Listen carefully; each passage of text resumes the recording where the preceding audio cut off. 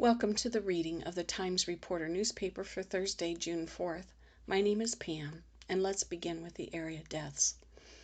Sadly, let's start with Nicole Elizabeth Case, infant daughter of C. Allen and Jennifer J. Shetler Case of Bowerston, was called home to heaven shortly after her birth on Monday, June 1st, 2020 at Altman Hospital in Canton.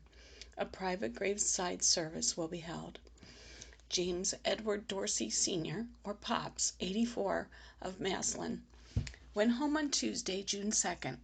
Friends may visit from 5 to 8 p.m. on Monday in the Carlo Libby Funeral Home.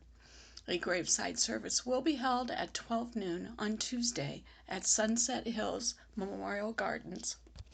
Haynes Hairston, 79, transitioned from his earthly home in Midvale on May 31st.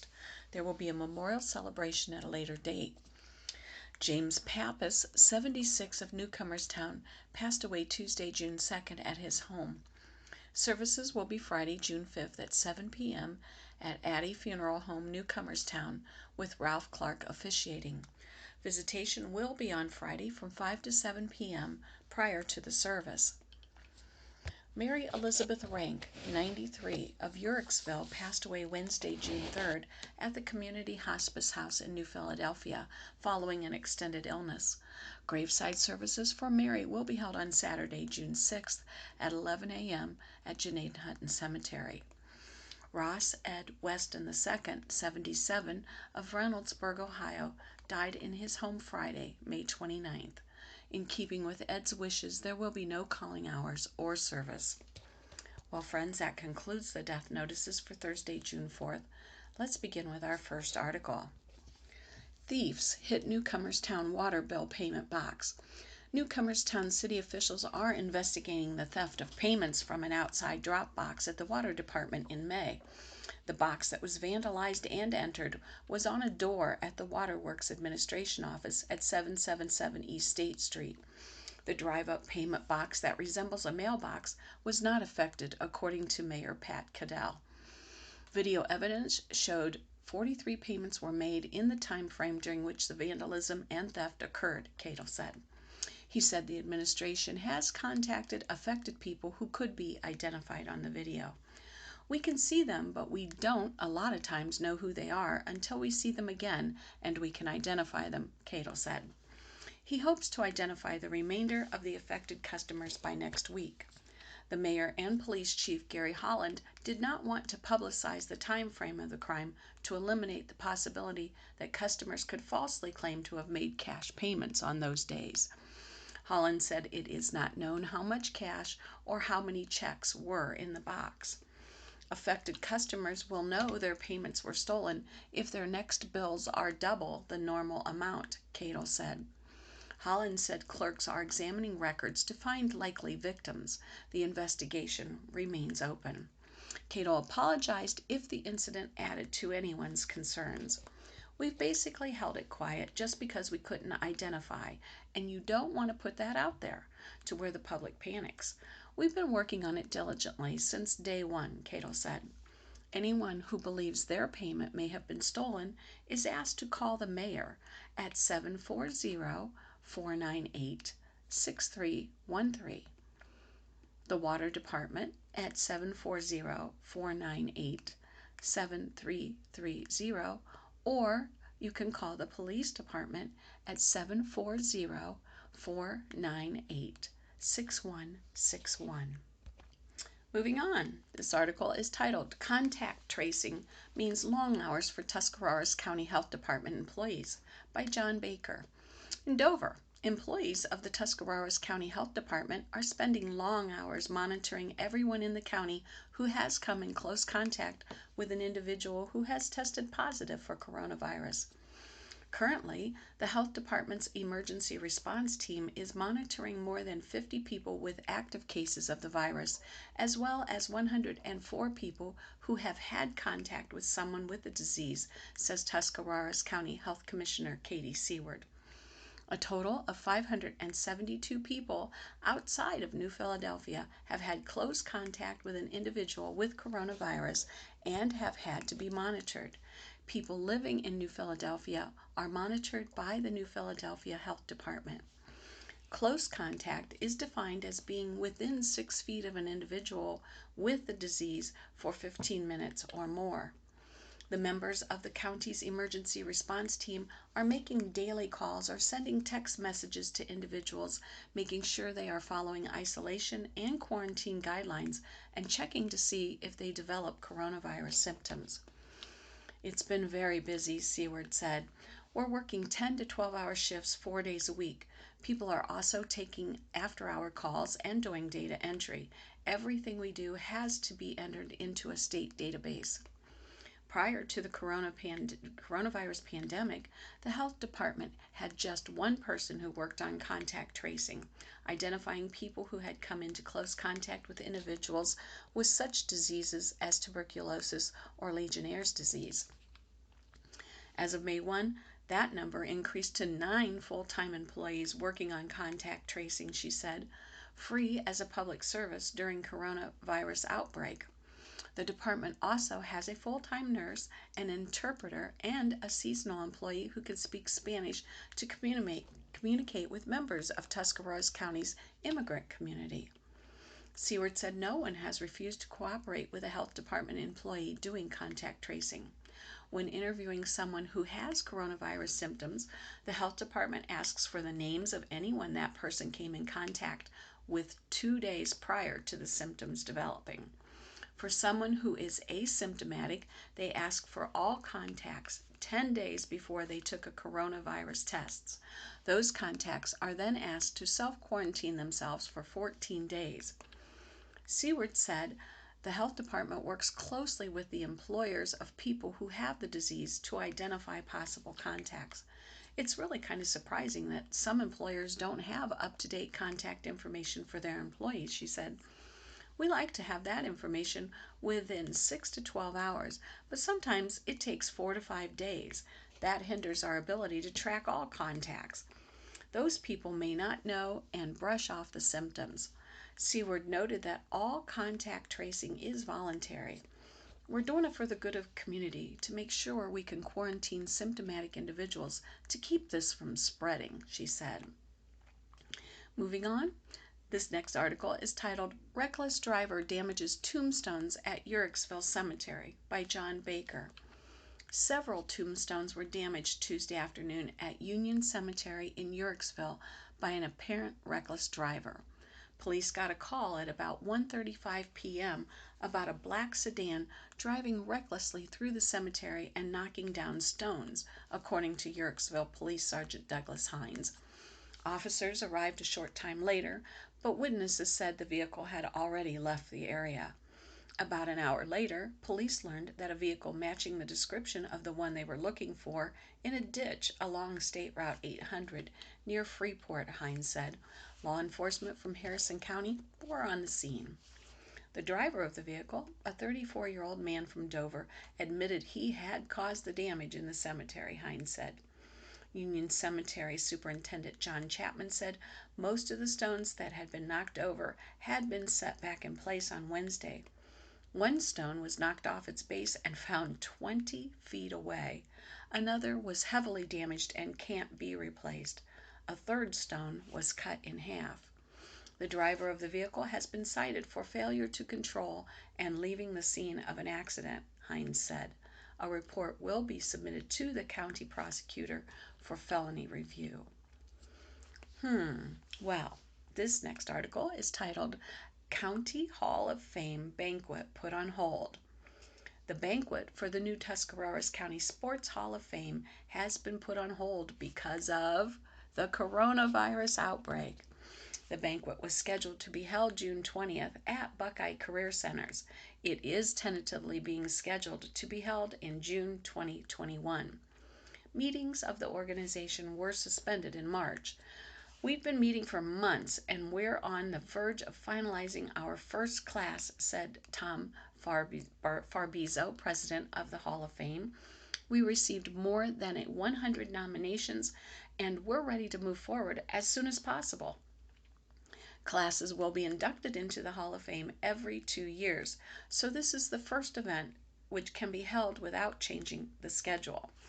Representatives on the board include Jim Carruthers from Claymont, Jim Contini from Dover, Bob Hannon from Garaway, Bob Zontini from Indian Valley, Randy Addy from Newcomerstown, Tom Farbizo from New Philadelphia, Terry Straub from Strasburg, Amy Burrier from Tusky Valley, and Bob O'Donnell from Tuscarora's Central Catholic, members at large Connie Evans and Hank Keithley, and ad hoc members Jim Gill, Bob Stevenson, and Paul McEwen.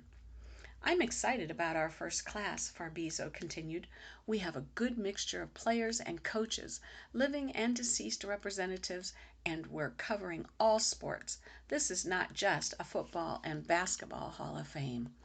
Farbizo pointed out that while the initial Hall of Fame class will be finalized when the group is able to meet again, nominations for the class of 2022 can be submitted.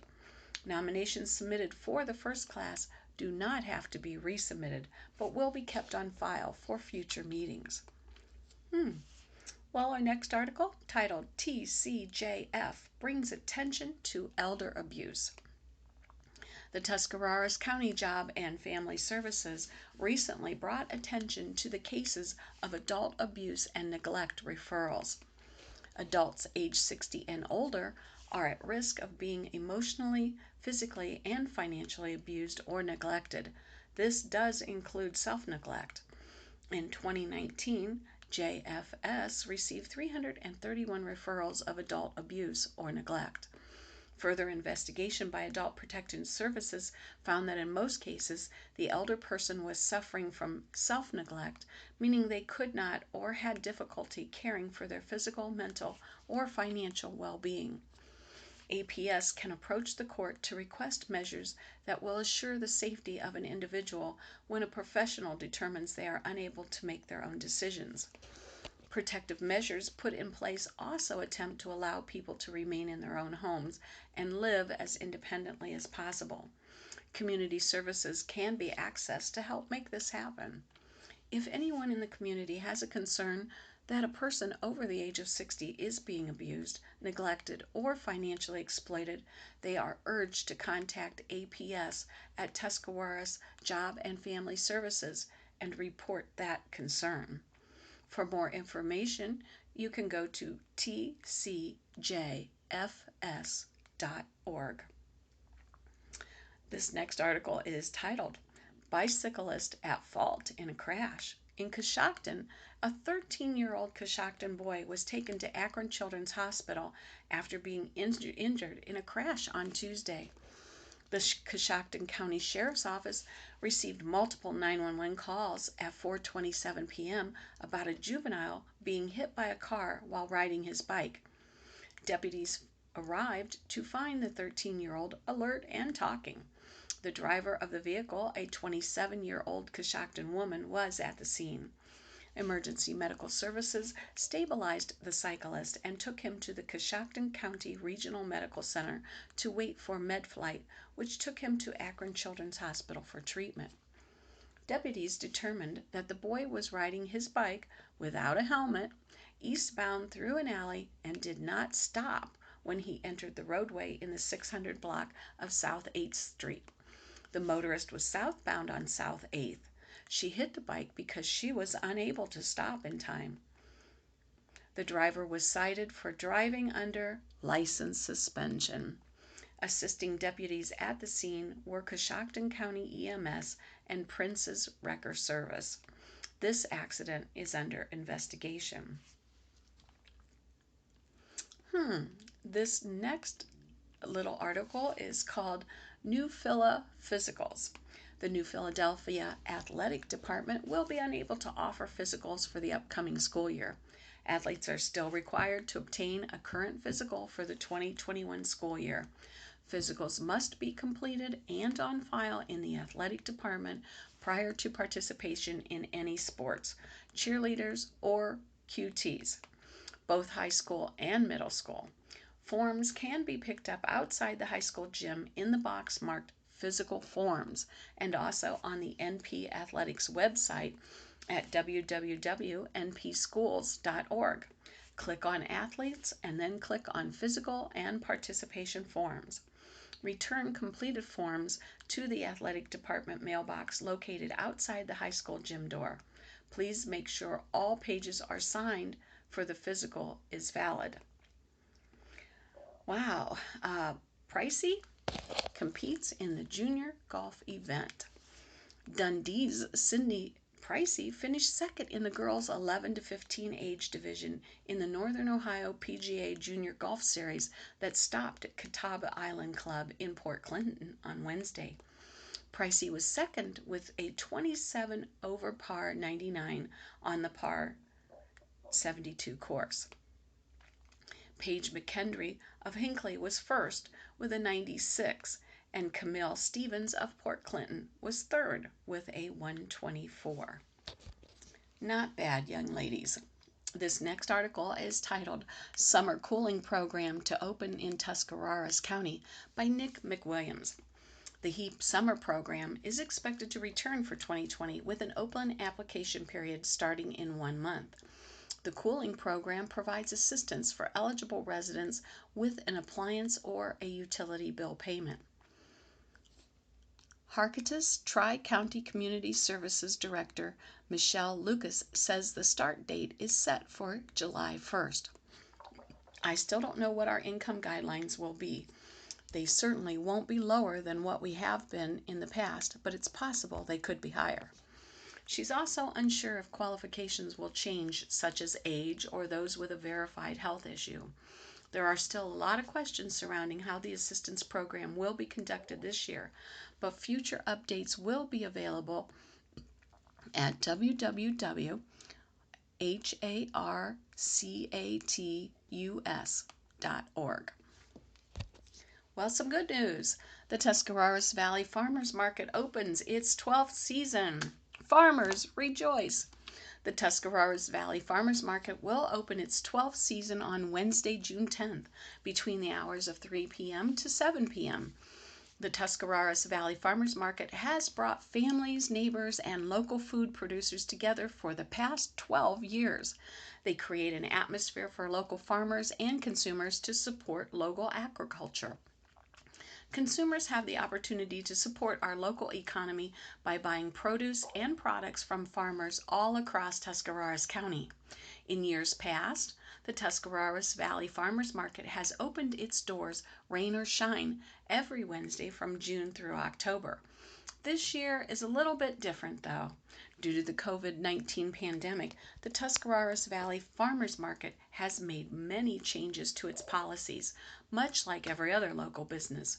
This year, the nonprofit organization has canceled all activities that promote social gathering. As included in their press release, the activities include cooking demos, live music, food trucks at this time, community partner activities, children's activities, featured art vendors, food and wine sampling, and seating areas. Additionally, we ask that the 3 to 3:30 time frame be reserved for senior citizens and immunocompromised individuals. The Tuscarawas Valley Farmer Market press release reads as follows. The organization also included a list of safe practices to ensure the upcoming season is carried out as normal as possible. The practices include: send one person to do the shopping if possible, wear a face mask, wash your hands. Hand washing stations and sanitizer will be available throughout the market. Allow for at least 6 feet of distance from others when possible. Do not handle the products or produce. Vendors will bag them for you. Do not use reusable shopping bags. Shop and keep moving. Keep the flow of traffic moving in one direction. If you have a fever or are not feeling well, please do not attend the market. And that's the end of the Tuscarawas Valley Farmers Market press release. With every business having to make sacrifices during this difficult time, the organization is doing its best to accommodate a safe environment for its patrons and vendors. As mentioned earlier, the market normally opens its doors rain or shine, but this year that will not be the case. Due to social distancing requirements, there stands a chance of cancellations due to bad weather because of not being able to understand the grandstands. The next article is news that all seniors want to know. The Senior Center is still closed, but some services will continue. In New Philadelphia, Tuscarawas County Senior Center officials are sharing how they're working to meet the needs of members during the extended closure. Program coordinator Vicki Yates says they've been offering their daily lunches for curbside takeout and will continue to do so until state officials say it's safe for the center to reopen. She says advanced reservations are required and the menu can be found on the Senior Center's website and Facebook page. Yates says while the ban on indoor dining has been lifted for bars and restaurants, it doesn't apply to senior centers. Meanwhile, the center's transportation service is back up and running, and they've also launched a series of virtual fitness classes to help members stay active. Yates says seniors can call the center to make transportation arrangements or sign up for one of those classes. COVID-19 cases reported at area assisted living facilities. In Dover, the Tuscarawas County Health Department is reporting positive cases of COVID-19 at 3 area nursing homes and assisted living facilities. The most are at New Dawn Rehab and Care Center in Dover, where 25 cases are reported among residents and staff. New Dawn officials say the cases there include 5 residents and 2 staff members and attribute the others to center's COVID-19 care unit. The other cases include 1 staff member who tested positive at Park Village Healthcare Center, Dover's location, and 1 resident at Amberwood Manor in New Philadelphia. Well, this next article is titled Business Grant Program Helping to Restart Tusk. In New Philadelphia, Mayor Joel Day says it's clear the community is ready to support our area businesses with the latest initiative to jumpstart the local economy. Day says their Restart Tusk initiative with the Tuscarawas County Economic Development Corporation is a grant program that helps businesses shut down by the pandemic reopens their doors. Day says to date, they've raised just over $100,000 in aid, and they are already getting ready to award the second round. Day says they are structuring their grants to be given out for those who need them first based on the governor's reopening directives. The first round of funding amounted to roughly $41,000. Day says the money can be used for things like inventory, bills, and social distancing equipment. Moving on. This article is titled Citywide Paving Expected in New Philadelphia by Nick McWilliams. New Philadelphia city residents will see multiple paving locations for the 2020 season. The extensive list covers various roadways through the city and has a budget of $700,000. Service Director Ron McAbeer says that there will be a lot of curb-to-curb work happening. Just can't continue to put asphalt on the roads, so we grind it all out and resurface is what we're doing there. He adds that the list hits roads from the northeast, northwest, southwest, and southeast section of the city. Newton Asphalt from Dover was the bid winner, and the bulk of the city's paving fund comes from the gas tax. Here is the 2020 New Philadelphia paving list. 2nd Street Northeast, between Ray Avenue Northeast and Summit Avenue Northeast. They're going to grind curb to curb. University Drive Northeast, sections not previously paved. Grind areas needed paving. Gooding Avenue Northwest, between 2nd Street Northwest and J.C. Property, they're going to grind curb to curb. Beach Lane Northwest, between North Broadway and 2nd Northwest, grind curb to curb. First Drive Northwest, between Fair Avenue Northwest and Ray Avenue Northwest, grind curb to curb. Leo Benjamin Court, grind curb to curb. Park Avenue Northwest, between Union Avenue Northwest and 4th Street Northwest, grind curb to curb. Hardesty Avenue Northwest, between Tuscarawas Avenue and Orchard Avenue, grind curb to curb. Sherman Avenue, northwest, between Tuscarawas Avenue and Jordan Drive, will be grinded curb to curb. Robinson Drive, southeast, grind the edges only. Ellen Avenue Southwest, between 4th Street Southwest and 5th Street Southwest, grind curb to curb. Larkin Avenue Southwest, between Highland Avenue and Providence, grind the edges only. Lockport Avenue Southwest, between Hummel Avenue Southwest and Thomas Drive Southwest, will be grinding the edges only. Donald Drive Southwest, top coat of asphalt in the cul-de-sac and grind only if needed. I know that was interesting for all of you who live on those roads or drive around them. This concludes the reading of the Times Reporter for Thursday, June 4th. My name is Pam. Please stay safe. Make it a great day.